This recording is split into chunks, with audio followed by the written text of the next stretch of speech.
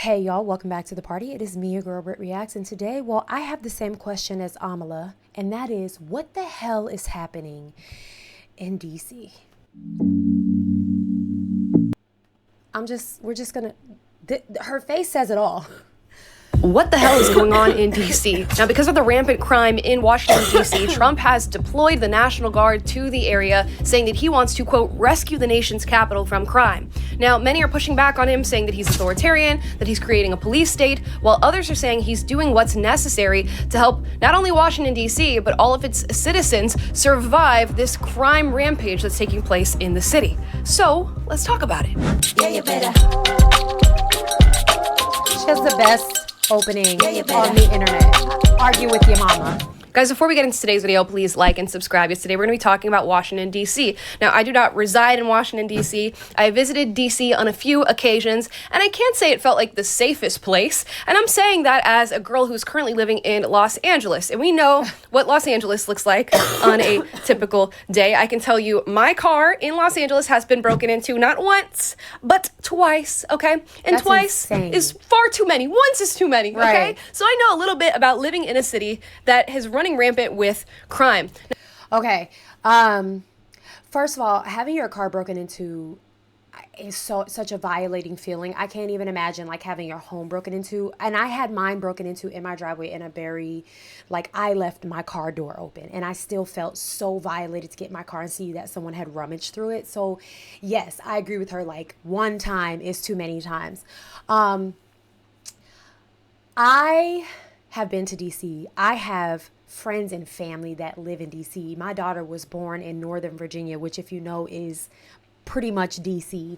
And like Amala said, I've never been to DC and felt like it was the safest city, but I've also never gone there and felt like I wasn't safe or able to handle myself. I think it's definitely one of those cities. It's like, just be careful where you go. But there's so many cities like that in America. Should the nation's capital be that way? Probably not. But I mean, our entire country is on fire as far as I'm concerned. And also, as someone who has lived in Atlanta and seen what's happened in Atlanta in the last 5 to 10 years, where you want to talk about car breaking-ins and things like that, it's gotten really bad. So, yeah, I mean, I definitely understand, but for I know a few kids that go to Howard University there. I have a family that lives there. Their child is enrolled in a private school there, and I've never heard them express concerns in this way. But now it feels everyone is concerned because of the extreme measures being taken under the precaution of safety. So, all right, let's keep going. Okay, so I know a little bit about living in a city that is running rampant with crime. Now, I'm going to get you into a news clip that talks about Trump and this decision to deploy the National Guard to Washington, D.C., and then we'll talk a little bit more about the issue. President Trump earlier saying he's deploying the National Guard to the nation's capital and placing police under federal control now. Let's bring in D.C. Police Union Chairman Gregory Pemberton. Thank you so much, sir, for being here. So from your view, is this necessary? Well, look, we completely agree with the president that crime in the District of Columbia is out of control and something needs to be done with it. We have to go back to how we got here, though. In 2020, the D.C. City Council passed an enormous amount of legislation that handcuffs police officers, exposes them to administrative, civil, and even criminal liability, even when they do their jobs properly. And now, 5 years later, our authorized sworn strength is 4,000 sworn police officers. We currently have 3,180. So we have more than 800 vacancies for the position of police officer. And the way the department makes up for that gap is through 2 million hours of mandatory overtime every year. So the fact that we need help from federal law enforcement and maybe even the National Guard, it shouldn't come as a surprise, and we agree with that. I think one of the issues here, though, is that we all know that's going to be temporary. So in order to fix this problem and make sure that it doesn't ebb and flow and that the feds come in and we lower crime and then they leave and we're left holding the bag, it's very important that people know that there is underlying legislation that needs to be corrected so that we can actually properly staff this police department in order to properly police the city. I don't know. Sounds reasonable to me. Now, how are these people just walking in so casually and walking out with a cash register over their shoulder? All right.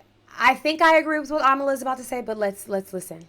I can understand people being a little bit apprehensive about the federal government getting involved in their community, especially on the basis of law enforcement, but it seems like it's necessary. When your city is looking like Gotham City, Gotham is yours. None shall interfere. Do as you please. I bet you should be thanking the National Guard for showing up and trying to take care of the criminals in the area. And there's an extensive problem in Washington, D.C., just like there is in my city of L.A. There's tons of carjackings, breaking and entering, looting, robbing, murders. The small city of D.C. has already dealt with over 100 homicides in just this year alone. So if Trump says, hey, we need to get this situation handled and use the National Guard to do so, maybe we should go forward with that, especially when you're listening to those numbers about the police force, how low they are in actual officers and how overworked these individuals are. And again, we have these same problems going on in LA. If you talk to local law enforcement, they're almost handcuffed in doing their own job. It's very difficult to do their job even when they're doing it well, and most of them are. So you're looking at officers who are overworked, and when they are working, they're having to jump through hoops just to do normal aspects of their job. Okay, so we talked about this recently on a video, and I did say, I can very transparently admit that I definitely found myself on the side of like being frustrated with the policing and what I was watching in the media during COVID, right? Like you're seeing the bad apples are being pushed at us on the news, and we're seeing all of the bad cops that are misusing their power, and never seeing the majority, which is the good cops that are doing their job to protect the streets, the citizens, and everything else. So to think that the cops that are trying to do their jobs correctly, one, are exhausted, they're overworked, underpaid, and then also being met with all this pushback that makes it hard for them to actually police and do their jobs. There's so much so that that DC is underprotected. There's not enough policing being done because there aren't enough police. So yeah, I mean, obviously with the White House being in DC and DC being the poster child of our government, to have the city be riddled with crime is kind of wild to think about, actually. Do I think there are other cities that need to be majorly cleaned up in this way? Absolutely. Do we have to start somewhere? Absolutely. Does it seem aggressive, and does it seem harsh, and does it seem out of nowhere? Yeah, it does. But I mean, I also think that maybe matters on what you're watching and consuming as far as your media, your social media, and things like that. But it explained in this way, if I were living in a city that I felt needed reform and the reform came, I might be all right with it. But yeah, this is interesting to me. This is really interesting to me. I do feel like DC is one of those cities where it's like you cross the tracks or you go 2 blocks too far, and it can be, like I said, it can feel dangerous. It can feel unsafe. So yeah, I don't know. This is interesting. As someone who knows people that live there, I've never heard them express worry for their safety. But I mean, if all these numbers and facts are true, then let's clean it up and do it quickly, and then also be able to clean up the underlying issues. So again, there isn't this cycle of, all right, we cleaned it up, but now we're going to fall right back into it.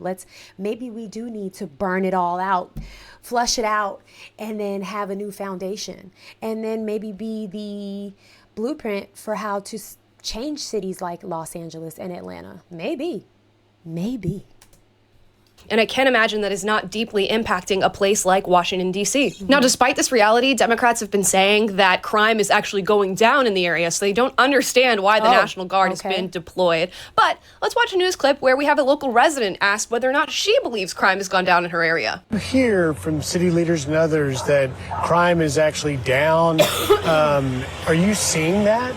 No, I'm not seeing it. We're seeing carjackings, the violence in the community. There you go. So we were advocating then for the National Guard to come out, but they said there was no need. But I'm sorry, I just love that they went and got a real DC resident. This lady's accent tells you everything you need to know. This lady is from DC through and through. She said, we're sick of it, and we've been asking for the National Guard to be deployed. But somehow it's been villainized now in the news.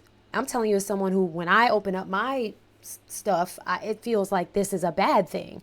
But if you're hearing from a resident, and again, I think it does matter where you live in the city, but that doesn't matter when we're talking about correcting the wrongs. So if her experience as a true resident of this city is we've been asking for the National Guard to be deployed, then gosh darn it, deploy for the National Guard to come out. But they said it was no need.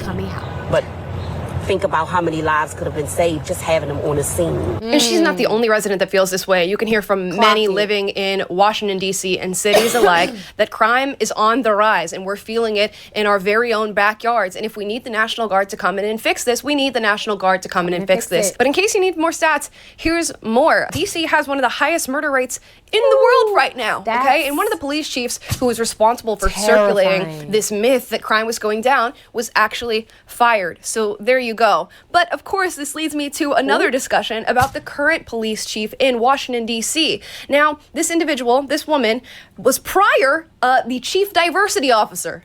Gotta love that. Actually, let me get the title right because they don't want to mistitle this individual. She was the chief equity officer, which means she was in charge of, quote, the department's efforts on diversity, equity, and inclusion. Now, you guys know how I feel about DEI. Yes, we do. It's a failed practice. It is not helpful towards any of our institutions, let alone law enforcement. And you could say, AMALA, just because she was the chief equity officer doesn't mean that she's not going to be good as the DC police chief. She could just really be stepping up right now, you know, stepping into her element, really getting them organized in maybe a chain of command.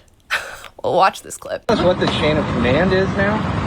What does that mean? Well, is it Pam Bondi speaking to the mayor, speaking to you, or how does this work? So the executive order is clear.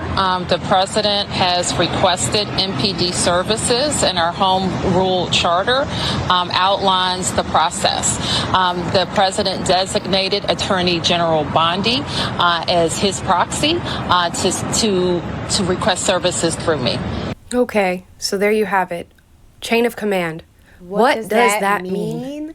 And I don't know, this could be a one-off, it could be a fluke, but it does seem pretty essential to your job to understand what a chain of command is. So I don't know, when I'm looking at this Washington D story, it seems pretty plain and simple to me that it probably is necessary for the National Guard to be deployed to this city in order to inject a little bit of law and order to the goings-ons on a daily basis.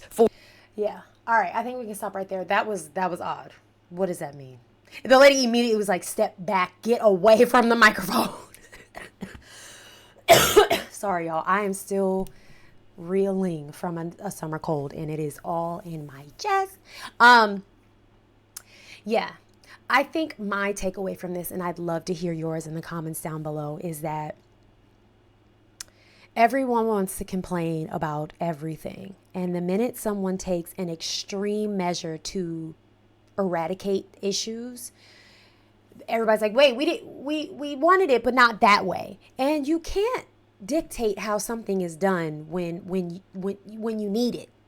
In the terms of, like the lady was saying, like we were asking for the National Guard. Now the National Guard is here, and some of us are complaining. So again, I think I say this all the time. It's like, if you're going to come to a problem with no solutions, and you can't be mad at someone who has some solutions, whether you feel they're extreme or not. So I guess we all kind of have to see how this plays out. I was kind of concerned going into this video, and now that I have more information, I'm kind of like, maybe this is a good thing. Maybe my family and my friends that are there and the students I know that go to Howard are more safe than ever if this is what's going on. I know a lot of it has to do with the unhoused people in DC and them being arrested, and people trying to understand how are we helping them by arresting them, and then just, you know, how do you help? So yeah, I guess let me know your thoughts down below. I guess we'll keep an eye on this, and I'll react to more things that come about.